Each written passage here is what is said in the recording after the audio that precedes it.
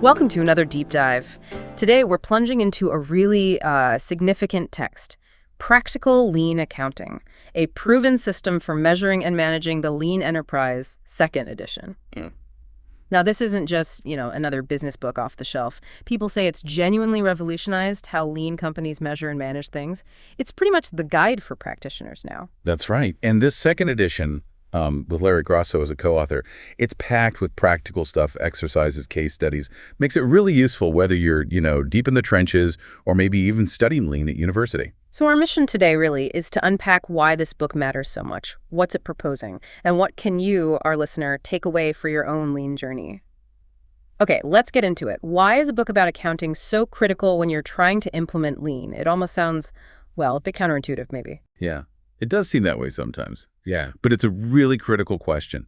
And that's the exact problem the book tackles head on. It basically argues that serious problems pop up when companies adopt lean, but keep using their old traditional cost accounting methods. Old methods, like standard costing and variance analysis. Exactly those kinds.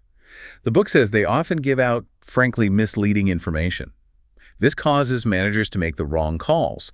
And here's the real kicker. These old systems can actually undermine the lean efforts you're making elsewhere in the business. Undermine them. Wow. So you could be making great strides on the floor, but the numbers don't show it, or worse. Precisely. Imagine optimizing a whole value stream, and your financials make it look like costs went up, or that efficiency dropped. It's demoralizing and confusing. So the book's mission is really clear. It wants to explain exactly what you need to do to transform that traditional accounting system, turn it into something that actually supports and enhances a company's lean efforts. It's presenting a radically different way to run the business, really, a whole management framework. Okay, a management framework. That's a big claim.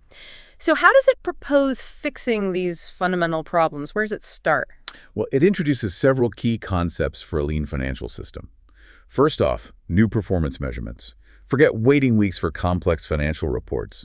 The focus shifts to measures that are few, simple, visual, timely, and action-oriented. Simple and visual. Like what? Can you give an example? Sure. Think about something like the day-by-the-hour report. It's often a simple whiteboard chart right in the production cell. It visually tracks, hour by hour, the production target versus the actual output. Gives immediate feedback, no delay. Ah, I see. So people know right away if they're on track or falling behind. Exactly. And then that scales up. You have strategic value stream measurements too, looking at the flow for a whole product family. Still timely, still visual where possible. Okay, that makes sense for operational feedback, but how do you connect that back to the financials without getting bogged down in complexity again? That's where another key tool comes in, the box score. The book describes it as giving this kind of three-dimensional perspective. It pulls together key operational results, the financial outcomes, and how much resource capacity you used, all in one place, often weekly. So it bridges that gap between operations and finance. Precisely. It shows you directly, quickly, are the operational improvements we're making actually hitting the bottom line? Are we freeing up capacity? It cuts through the noise. Right. And what about all the paperwork? Traditional accounting can feel like drowning in transactions. Oh, definitely. And the book tackles that head on. It argues for eliminating wasteful transactions. We need to dismantle a lot of those really transaction-heavy systems we inherited from mass production. Like? Things like detailed work orders for everything, minute tracking of labor time on every job, tracking inventory constantly. The point is, lean processes bring operations under visual control. You can see the flow, see the problems. So a lot of that old tracking becomes redundant. It's waste. Okay, simplifying transactions. Yeah. What else? Then there's value stream costing. This is a much simpler approach. You collect costs, basically in summary form, for the entire value stream, maybe weekly. You focus on direct costs going into that value stream. And crucially, you eliminate most of those complex, often arbitrary overhead allocations. Ah, the allocation nightmare. That sounds appealing. It really is. It provides clear, understandable cost information that actually supports and motivates the lean improvements happening in the value stream. People can see the impact. And you mentioned target costing earlier. How does that fit in? Right, target costing. It kind of flips traditional costing on its head.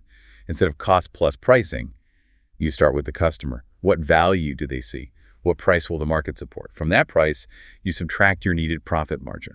And that gives you the allowable cost. That's your target. The entire value stream then has to work through continuous improvement, KAIZEN, to meet that target cost. So it drives cost reduction based on market realities, not just internal standards. Exactly. It ensures you're building profitability in, right from the design and process decisions, always focused on customer value. Okay, this all sounds like a major shift. It's not just tweaking reports, it's changing how you manage. Does the book provide a roadmap for this kind of change? It does. It lays out what it calls a maturity path. It shows a progression, starting maybe with piloting these ideas in lean cells, then moving to managing by value stream, and eventually aiming for a full lean enterprise where these principles are embedded everywhere. And presumably, it advises caution. You can't just switch off the old system overnight. Absolutely. It stresses introducing changes carefully, thoughtfully, to maintain sound financial control throughout the transition. You can't risk compliance or losing track of the finances. But the overarching lesson really is applying lean thinking to accounting itself, making the accounting processes lean. It's about fostering effective control through methods like mistake proofing and building a no-blame culture where problems aren't hidden, they're seen as opportunities to improve. Empowering people with the right information at the right time. That's the core. Giving teams the timely, relevant data they need to make good decisions and drive improvement themselves.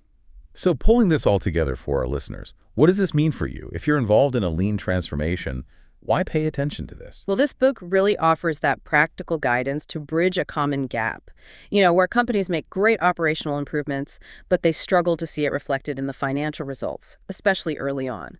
This helps ensure your financial systems aren't just passive recorders, but active supporters and enhancers of your lean efforts. They tell the right story. And maybe a final thought to leave everyone with. Consider this. Yeah. What if aligning your accounting with your lean operations wasn't just about reflecting improvements, but about revealing them? What if it could actually uncover many more opportunities for improvement that we never knew existed? Could changing how you measure actually drive a deeper, more sustainable transformation? Something to think about.